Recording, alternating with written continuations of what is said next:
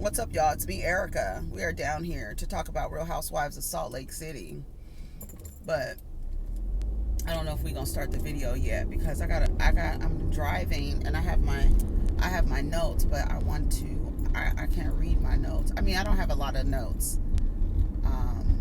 It was overall a good episode. I thought it was a good episode. I thought it was very full, a very full, comprehensive episode. Like, who produces Salt Lake City? Is that produced by the same people who produce Atlanta and Potomac, Truly Entertainment? Who produces Salt Lake City? It's a full show. Like, they really went to every person except for Lisa Barlow. They didn't spotlight Lisa Barlow. Lisa, you might just be good enough to be a friend, because truly, what do you have going on in your life? Because they really didn't show much of Lisa. They showed her, I'm sure we're going to get into her story, but they showed her telling her sons to clean their rooms up. And that's it. I was like, okay. Because I wrote down, the way I take notes, it's just like, because I write down anyways, it doesn't matter. So in the notes, I'm like, okay, everybody, they touching on everybody.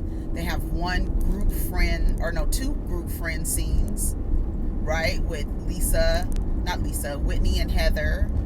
And then Heather, oh my God, Heather and Jen. When I tell you I was hollering at Heather when she was showing Jen them texts, baby, I was in here screaming, baby. You know what was really funny? I'll get into it.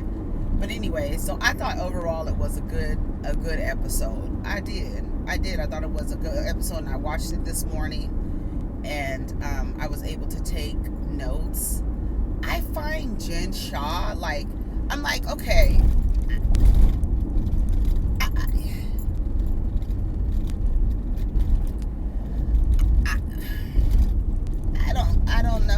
I don't know what's wrong with her. Like, I think, like, people who act like that, like, people who are like, they're not accountable. She's not, like, even though I feel like she apologized, right? She apologized to Heather. I don't believe it. You know why? Because the lady is a thief and a rogue. We saw Stuart. I know Stuart's always with Jen. That's why his ass is going down too. You going down. You are going down, Stewie. Stewie Little. You are going down.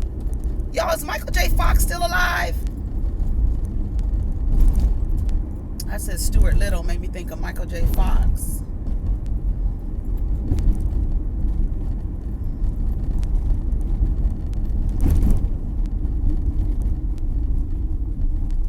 Yeah, he's 60. He's still alive. Michael Andrew Fox. Yeah, he's still alive. Shout out to Michael A. Fox. I mean, Michael J. Fox. Wait a minute. Wait, bitch. Look at the sun. The sun is so huge, and the moon is so huge over here. It is so huge. Wait. His name is Michael Andrew, but what the J come from? Michael J. Fox. And then I'm thinking, when I said Michael A. Fox, I was like, wait a minute. That's Vivica A. Fox. I got confused. Real quick. They got a gang of cars at this house. There's so many cars outside. They all got to be at that house right there. They all got to be at that house. This house is for sale. Let me look and see what it look like. I don't know, girl. I have to turn easy. You know what I'm saying? Anyways, so yeah, y'all gonna have to ride with me for a second, and while we talk about Real Housewives of Salt Lake City. We're almost to our destination, to our little parking spot. If somebody's in my parking spot, I'm just going to run them out of the parking spot. It's going to be like bumper cars. I'm just going to roll up. This is the street where the peacocks live, y'all. Where we remember, do you guys see when I post those wild peacocks? They're not wild. I've always thought they were wild, but I've only ever seen them on this street. So I'm assuming that, of course, they're pets of someone's, but there's a lot of them. But what's wild out here in Sacramento is turkeys. Wild turkeys are abundant. And do y'all remember when that turkey chased my car? And y'all remember when the turkey hopped up on the hood of my car? Baby, What, literally wild turkeys out here. It hopped up on the hood of my car. Y'all remember? That was like 2 years ago. Oh my God, that was so funny. And then the turkey there, I don't know if it was the same turkey, but I don't know. Can they recognize people? I don't know. I don't know that. Well, anyways, the turkey was coming towards my car. And I was like, no, because I didn't want to hit it, but it was like very aggressive, like coming towards me, like, bitch, I don't care about you and your little funky ass car. And was coming towards me. And so when I backed up to like come out of the parking spot and turn to drive to another parking spot, that motherfucker was chasing my car. And I didn't know it was chasing my car. But when I got out of my car and went into the building to the job, somebody was like, why was that turkey? Why was that turkey chasing you? Bitch. Oh my God, I cannot laugh because my eyes closed when I'm driving. Oh my God. Oh God, I gotta keep my eyes open. I want to close my eyes when I laugh. You look at the sun, y'all. It's so pretty. You can't see it through the back. Can you see it? It is so pretty. The moon's gone now. The moon is gone now. The moon was so... It'd be like, where the hell do it go? It'd be right there, and then all of a sudden you look up, it's gone. Damn, moon. It's like, how you move so fast? You moving slow, but you moving hella fast at the same time. That's crazy, right? Anyways, it's getting hot in here. It's 60 degrees, y'all, this morning. I love that the weather is cooling down. I really, really, really, really do. Y'all, yesterday, it's a full moon, baby. And your girl is synced with the moon. So part of those emotions yesterday was the full moon of emotions from, the lady coming out this month. You know what I'm saying? The lady is here, girl. You know what I mean? And so that was a culmination of all that stuff. Because, I was not happy yesterday with Dorothy's antics. But you know what's crazy? And I'm reading the comments, and there's... a lot of times you think you're alone and you think you're the only one who isn't in good standing with their parents, because a lot of, elders kind of like push you into like these, not even elders, just other family members try to get you to continue toxic relationships with your parents. And then you wonder to yourself, is that why I continue toxic relationships with other people? Is because I continue to allow this toxicity in the relationship that I have with either one of my parents? Like, you got to think, lady, can you move?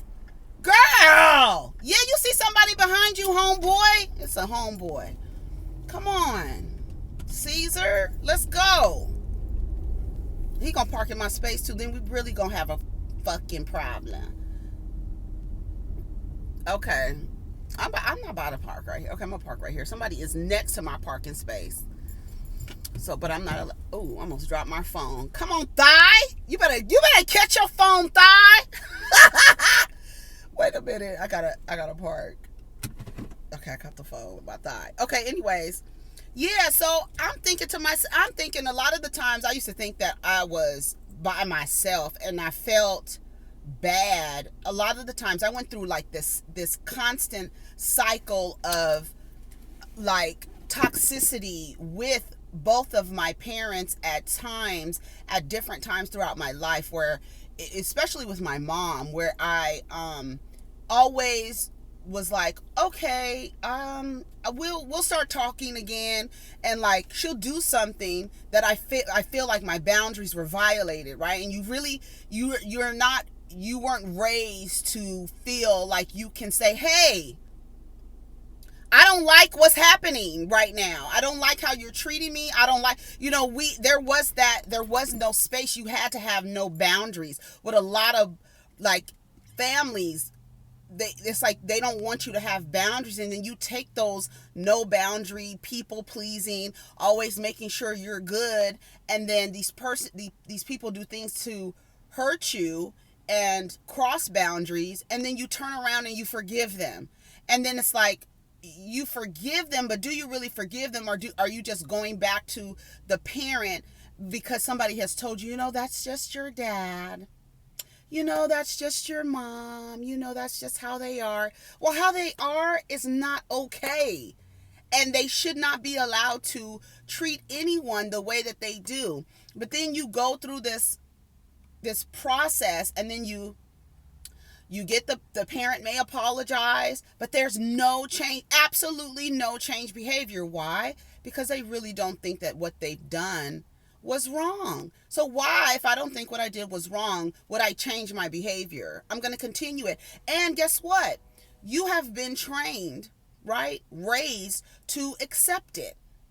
And then we wonder why we have all these weird ass relationships with other people throughout our lives. It starts with the relationship that we have with our parents, or the lack of relationship that we have with our parents.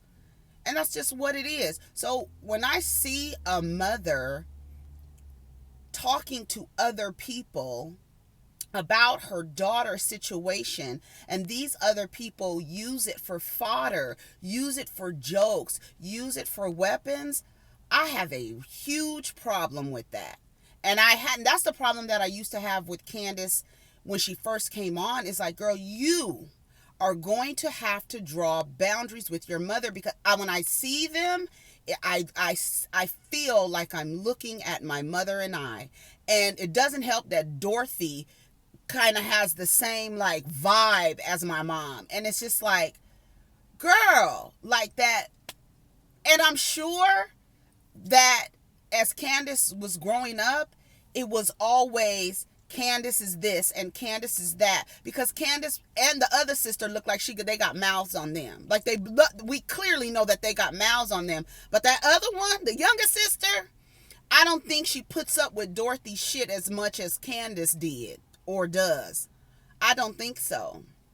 But anyways, let's talk about, okay, I'm gonna start this video over, and I'm gonna talk about Real Housewives of Salt Lake City. I know I talked about it on here a little bit, but we're gonna go back because I have my notes and we're here, okay? All right. Take care of each other. Peace.